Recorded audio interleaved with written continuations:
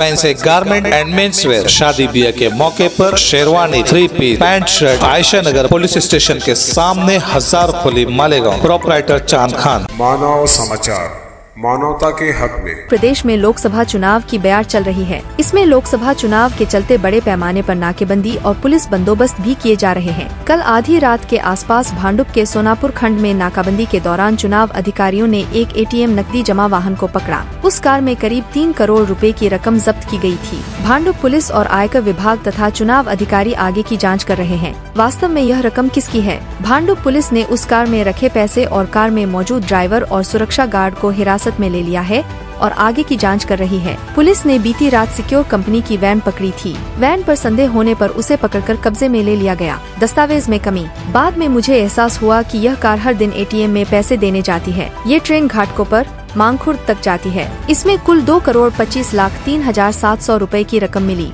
आगे की जांच जारी है, पर राशि अधिकृत है या नहीं। अब तक की जांच में यह रकम सरकारी पाई गई है। इनकम टैक्स पुलिस की ओर से वेरिफिकेशन चल रहा है। बैंक अधिकारी आए हैं। अभी तक यह रकम आधिकारिक मानी जा रही है।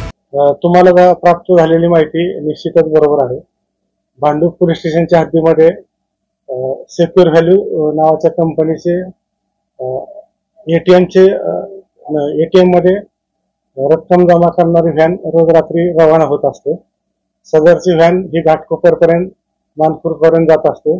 त्या ठिकाणच्या एटीएम मध्ये ती कॅश जमा करत असते। त्याच दरम्यान निवडणूक आयोगाची एसएसटी टीम भांडुपच्या हद्दीतील सोनापूर जंक्शनवर कार्यरत होती। तर त्यांना त्या व्हॅनचा संशय आल्याने त्यांनी ती व्हॅनला ताब्यात घेतलं आणि कागदपत्रांची पडताळणी केली असता त्यांना त्यामध्ये कमतरता भासली, म्हणून त्यांनी पंचनाम्यासाठी सदरची व्हॅन भांडुप पोलीस स्टेशनला ते घेऊन आले।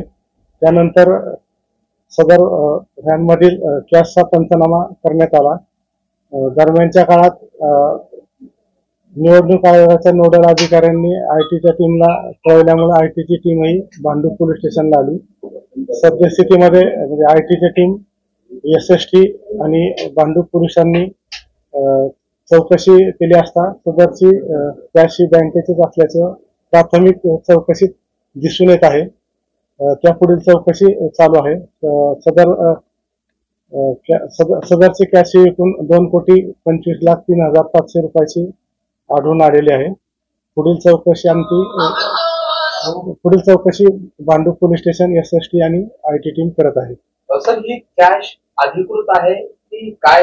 आणखी काही याच्यामधला काही विषय आहे? नेमकं काय आहे? आतापर्यंत चौकशीत तरी अधिकृत आहे असं निष्पन्न होत आहे। पुढील अधिक चौकशी करून आपल्याला माहिती देऊ।